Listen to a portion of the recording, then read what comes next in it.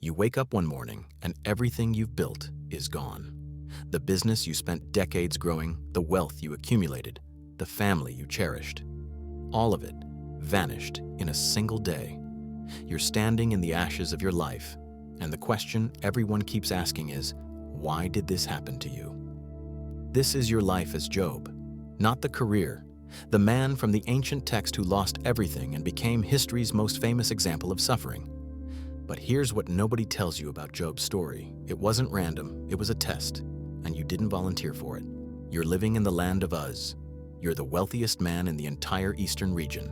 7,000 sheep, 3,000 camels, 500 oxen, 500 donkeys. You employ hundreds of people.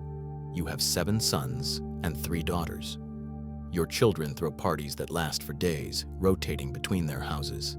You're not just rich, you're righteous. You wake up early every morning to pray, not just for yourself, but for your kids. Just in case they messed up at last night's party, you're covering all the bases. Then one day, something happens that you'll never see or understand. There's a meeting in heaven. The angels present themselves before God, and Satan shows up too. God asks Satan where he's been. Satan says he's been roaming the earth watching humanity. Then God does something strange. He brings you up. Have you considered my servant Job? God asks. There's no one on earth like him. Blameless, upright, fears God, shuns evil. Satan's response is immediate. Of course he worships you. Look at what you've given him. You've blessed everything he does.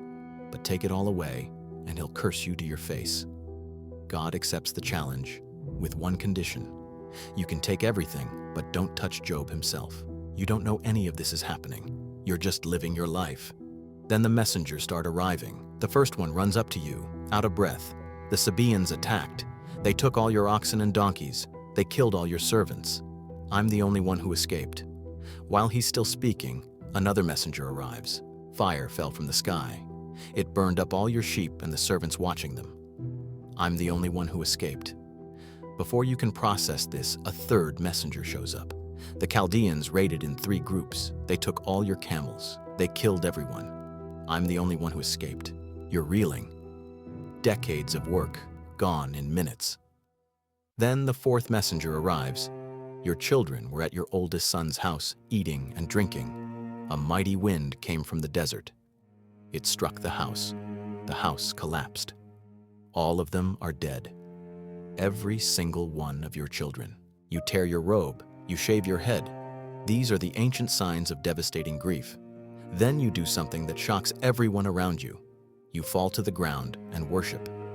You say, I came into this world with nothing, and I'll leave with nothing. God gave, and God is taken away. Blessed be the name of the Lord.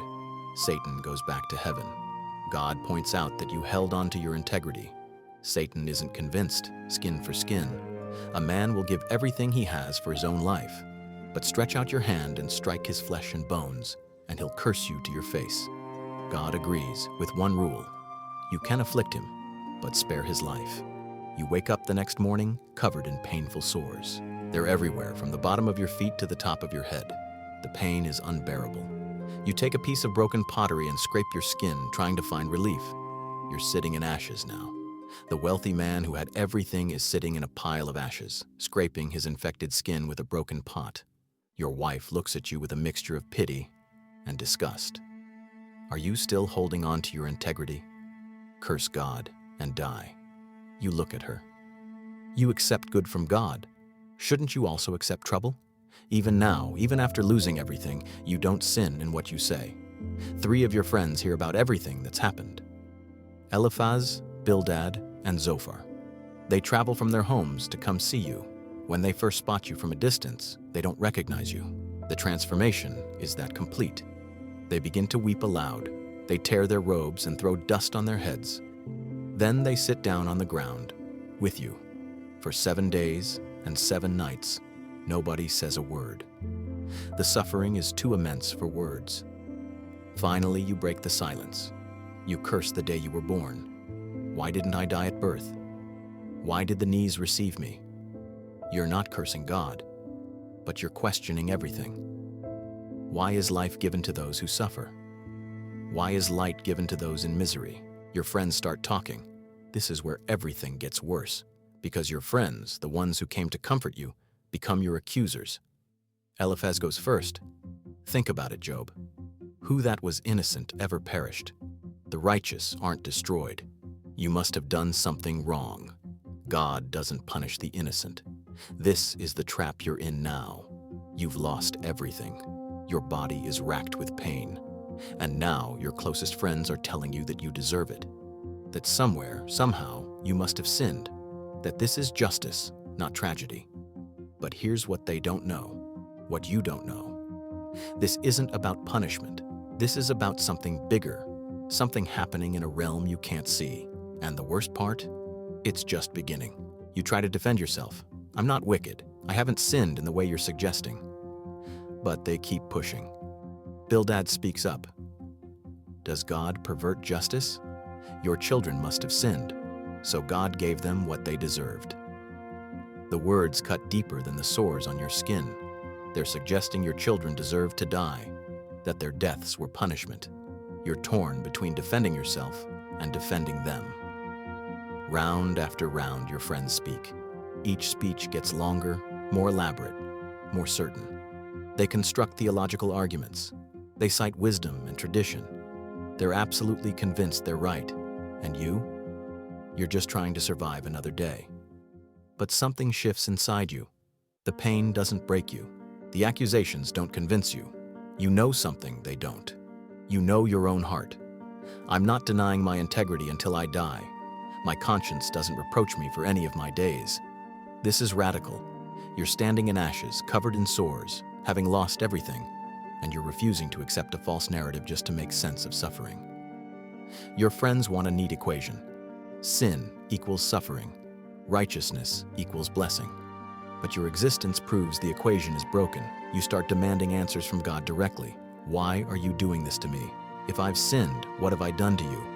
Why have you made me your target? Here's what makes you different from your friends.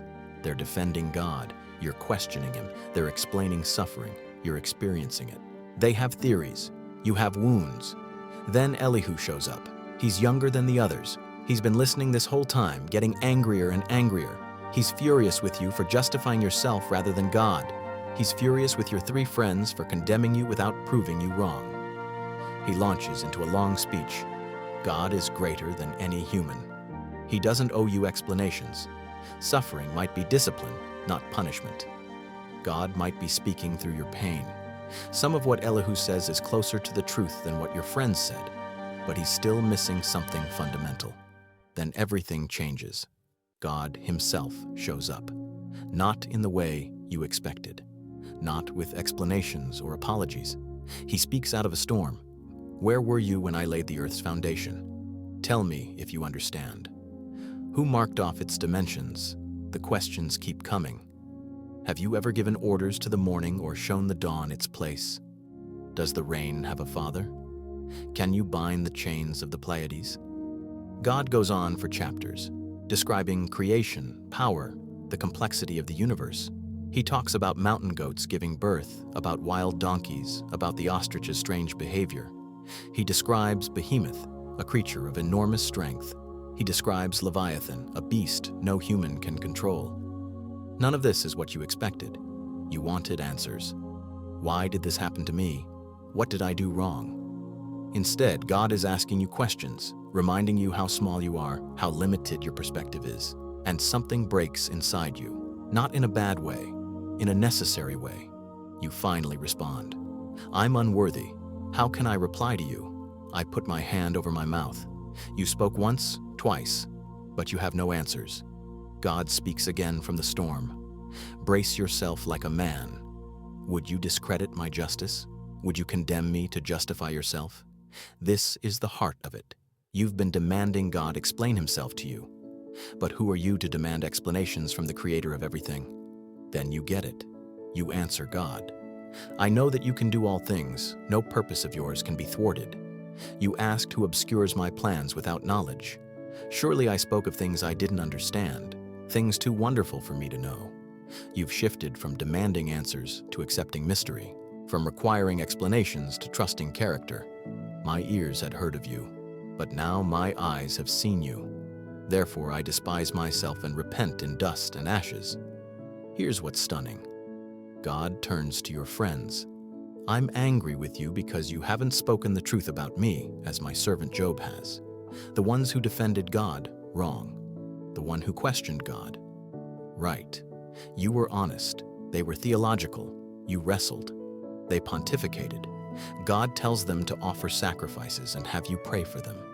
You, the sufferer they condemned, must now intercede for them. And you do. Despite everything they said, you pray for them. Then God restores you. Double everything you lost. 14,000 sheep, 6,000 camels, 1,000 yoke of oxen, 1,000 donkeys. You have 7 more sons and 3 more daughters. Your daughters are the most beautiful in the land. You live another 140 years. You see your children and their children to the 4th generation. But here's what the story never explains. Why? Why did this happen? Why were you chosen? The reason given at the beginning, the cosmic test, is never revealed to you. You go to your grave not knowing. And maybe that's the point. You don't need to understand everything to trust. You don't need answers to have faith. Suffering isn't always punishment. Sometimes it's mystery. And the only response is worship in the darkness, integrity in the ashes, and trust when nothing makes sense. You lived through the unthinkable.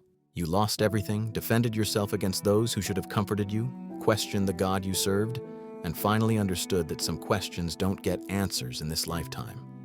You were restored, yes. You got double what you lost. But those first 10 children? They weren't replaced. They were mourned. The scars from those sores? They probably never fully faded. The memory of sitting in ashes?